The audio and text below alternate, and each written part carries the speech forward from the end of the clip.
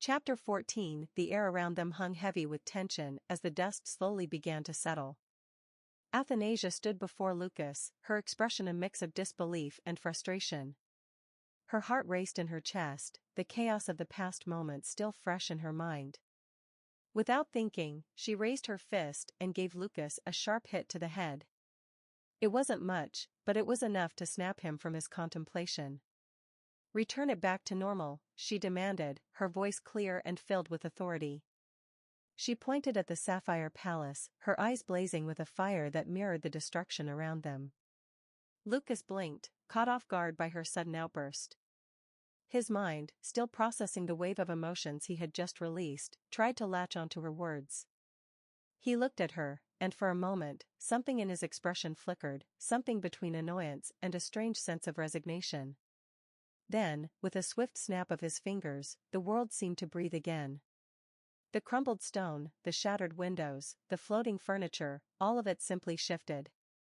The sapphire palace, once reduced to rubble, returned to its pristine form. The walls stood tall again, untouched by the violence that had just transpired, the rooms now in perfect order. It was as though nothing had ever happened. But the servants, the guards, and even the wizards, who had witnessed the destruction firsthand, stood frozen in disbelief. They blinked as if they had just woken from a terrible nightmare. The air was still thick with the aftereffects of the chaos, yet everything appeared as though it had never been touched. The change was surreal, almost too impossible to comprehend.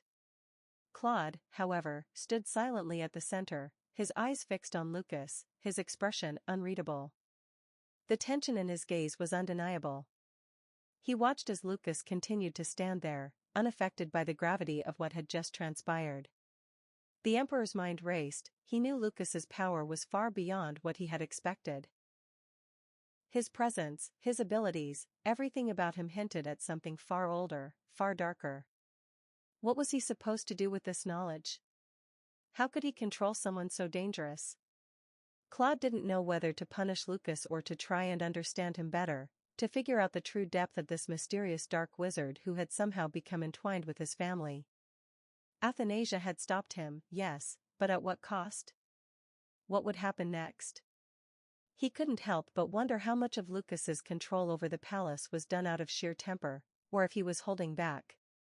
The calm facade Lucas now wore only raised more questions.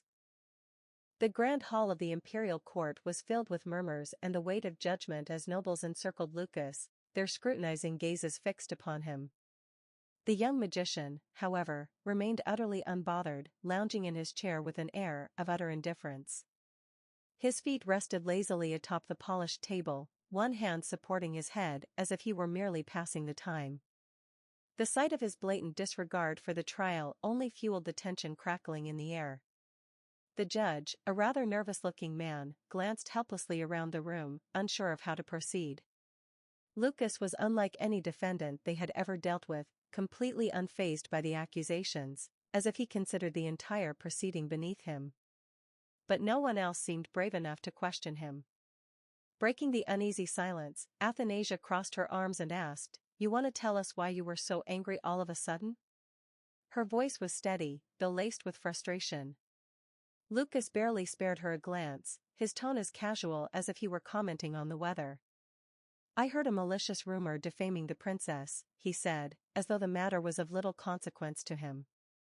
Claude's crystal blue eyes flickered with immediate interest, his posture straightening. His tone was sharp as ice when he asked, "What rumors?" The room felt colder in an instant, as though the temperature had physically dropped. The nobles stiffened in their seats, uneasy.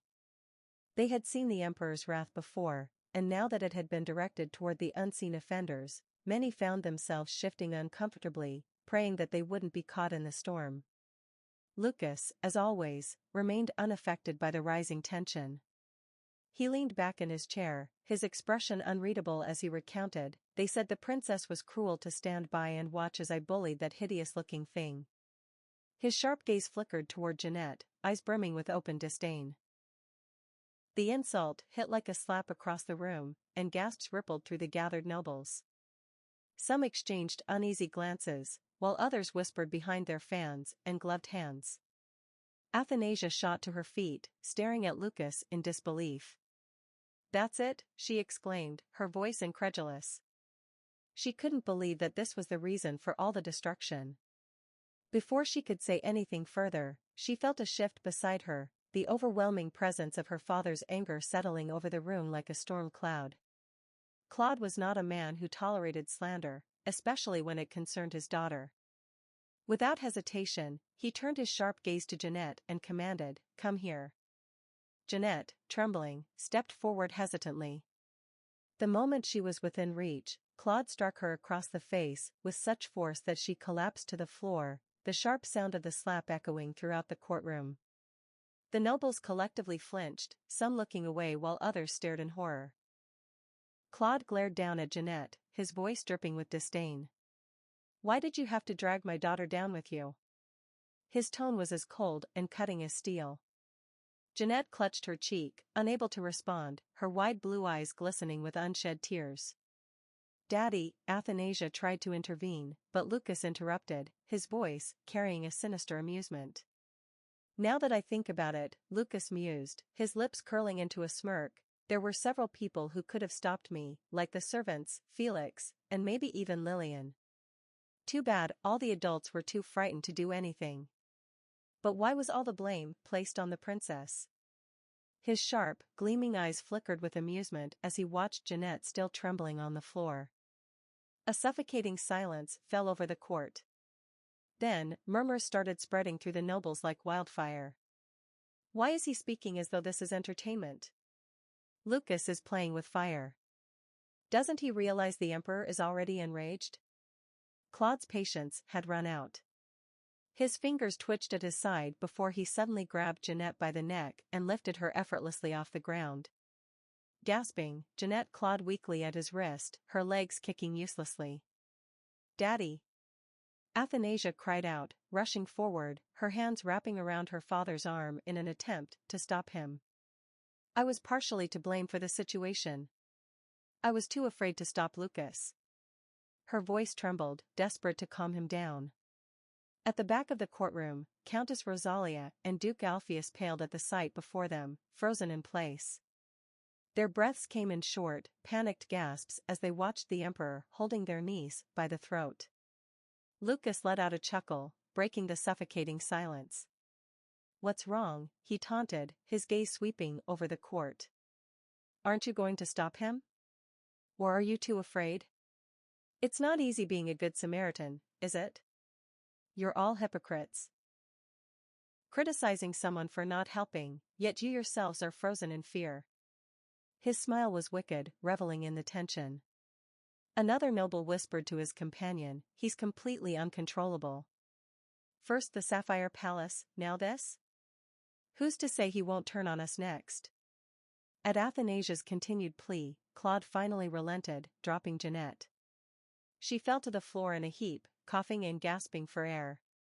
Claude's voice was thunderous as he barked out his judgment. "Put this thing on probation.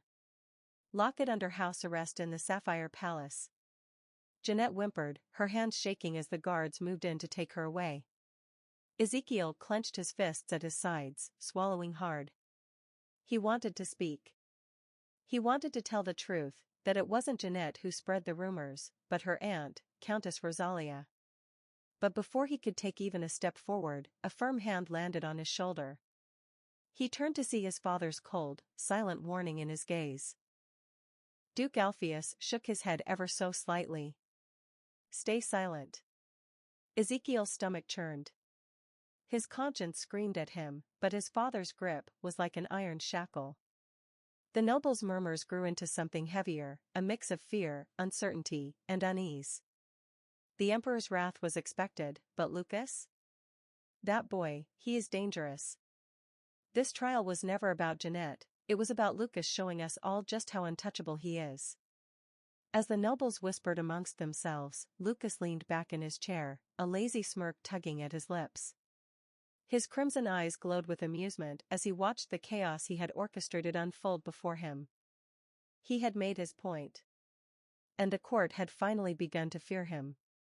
A heavy silence filled the grand courtroom as the nobles absorbed the emperor's decree. Their shock wasn't just from Jeanette's punishment, it was from the way Emperor Claude dismissed Lucas's actions entirely. One noble, a man with graying hair and a jeweled cane, finally found his voice. "Why, Your Majesty, with all due respect, the destruction of the Sapphire Palace was an..." Athanasia cut in before he could finish. Her voice was light, almost amused, but there was an underlying sharpness to it. "An unfortunate incident?" She tilted her head, crossing her arms. "Perhaps. But since no one was hurt and the palace has already been restored, isn't it better to simply treat it as a bad dream?" Her words sent a ripple of unease through the nobles. "A bad dream?" one lady whispered in disbelief. Athanasia smiled. "Yes. We'll laugh about it later in reality." The carefree way she dismissed the incident made several nobles shudder. How could they act as if nothing had happened? Even if the palace was miraculously repaired, shouldn't there be some form of consequence? One noble, bolder than the rest, hesitantly asked, "Then, is there no punishment for Sir Lucas?" Claude's gaze turned sharp, and his voice was void of amusement. "No." The finality of his answer left no room for further questioning. But just as the nobles thought the conversation was over, Claude leaned forward, his piercing blue eyes scanning the room with lethal precision. "But if I hear so much as a whisper of slander against my daughter," he continued, his voice like a blade slicing through the air, "I will execute you." The nobles collectively tensed, their bodies rigid with fear. The sheer weight of his threat left the room in a suffocating silence. One brave, or perhaps foolish, man murmured, "Yet he doesn't care how we speak of the second princess." A noblewoman, fanning herself to mask her nervousness, whispered, "That slap was brutal. He truly doesn't see her as his own." Another lady, her jeweled fingers trembling slightly, added, "More importantly, why didn't the Countess say anything? She was the one spreading those rumors." "She's probably too much of a coward to face the consequences," a gentleman sneered. "So she let her defenseless niece take the fall." Unknown to them, Athanasia had heard every word. Her blue eyes, so often filled with warmth or mischief, had turned ice-cold, mirroring her father's. The nobles, still murmuring amongst themselves, failed to notice the shift in her demeanor. But Lucas did. He smirked, his crimson eyes gleaming with amusement. "Now that," he mused, watching her closely, "is an interesting look on you, princess." Athanasia said nothing. But in her mind, one thing was certain: if Countess Rosalia thought she could slander her and walk away unscathed, she was sorely mistaken. The doors to the Emerald Palace's main living room slammed open as Athanasia stormed in, her frustration palpable. The usual air of quiet elegance that surrounded her was gone, replaced with something far more volatile. Lucas followed at a leisurely pace, utterly unfazed. He plopped down onto the sofa, stretching out as if he were in his own home, while the princess stood in the center of the room, her body trembling with anger. Then, in a sudden burst of fury, she grabbed a porcelain vase from a nearby table and hurled it to the floor. The sharp sound of shattering ceramic echoed through the room, causing the servants to flinch. Lillian, Felix, and the other maids froze in shock, their eyes wide. Lucas, on the other hand, barely reacted. He simply yawned and rested his arms behind his head, completely at ease. How could the Countess do that? Athanasia's voice rang out, raw with frustration. She was the one slandering me, yet she let Jeanette take the fall in front of all those people. Her sapphire eyes blazed with fury, but her anger ran deeper than just today's events. Her mind drifted to her previous life, to the way Countess Rosalia had accused her of poisoning Jeanette, how the woman had used her own niece as a shield for her ambitions. Even now, nothing had changed. The realization only made Athanasia's blood boil. The servants exchanged uneasy glances, finally grasping the situation. Lillian, ever the loyal attendant, hesitated before suggesting, "Princess, if we tell His Majesty the truth, that it was the Countess, perhaps he'll reconsider Princess Jeanette's probation?" "No, he won't," Lucas cut in with a lazy chuckle. He tilted his head, his crimson eyes gleaming with amusement. "If anything, he'll be even angrier." Felix sighed, rubbing his temple. He's right, he admitted grimly. His Majesty isn't the type to take mercy on betrayal. If we push this, I don't think he'll lift Princess Jeanette's punishment. He might just be crueler in dealing with the Countess. The room fell into tense silence. Anna Green, the princess's 14-year-old secretary, stood quietly among the ladies-in-waiting. Her sharp green eyes took in the conversation, her wavy blonde hair partially covering her expression. Dressed in a modest checkered gray and green dress, she blended into the background, listening intently. Though she didn't speak, her thoughts churned. Countess Rosalia had played a dangerous game today, and while Jeanette had been the scapegoat, Anna knew that Athanasia wouldn't let this go. The pathway to the Emerald Palace was a stunning display of nature's careful design. Roses, in shades ranging from the deepest crimson to the softest blush, lined the cobblestone path in neat, flourishing rows. Their delicate petals fluttered slightly in the afternoon breeze, carrying a sweet fragrance that mixed with the faint scent of freshly trimmed hedges. Marble fountains stood between the flower beds, their water cascading in soft, rhythmic splashes that echoed through the quiet corridors of the garden. Beyond the hedges, nobles strolled in small groups, their hushed voices drifting through the air like a chorus of rumors. Anna walked with careful poise, her presence blending seamlessly into the background as she listened. "I can't believe the Countess just let her niece take the blame like that," one noblewoman murmured, barely hiding her shock behind a lace fan. "What do you think His Majesty will do when he finds out the truth?" Another noble, dressed in deep sapphire velvet, scoffed. "What else will he do except execute her?" No wonder she kept quiet in the courtroom and didn't defend her niece. She was too busy taking care of herself. A young man leaned in slightly, his voice lowering. "What I still can't believe is how His Majesty and the princess just let that young magician go like that. Sure, no one was hurt, and the Sapphire Palace has been restored, but to sweep it under the rug as if it never happened. I heard that boy has been getting away with his mischief for years," a lady in a pale lavender gown muttered, her expression tight with disapproval. "All because he has the Emperor's and the princess's favor in the palace."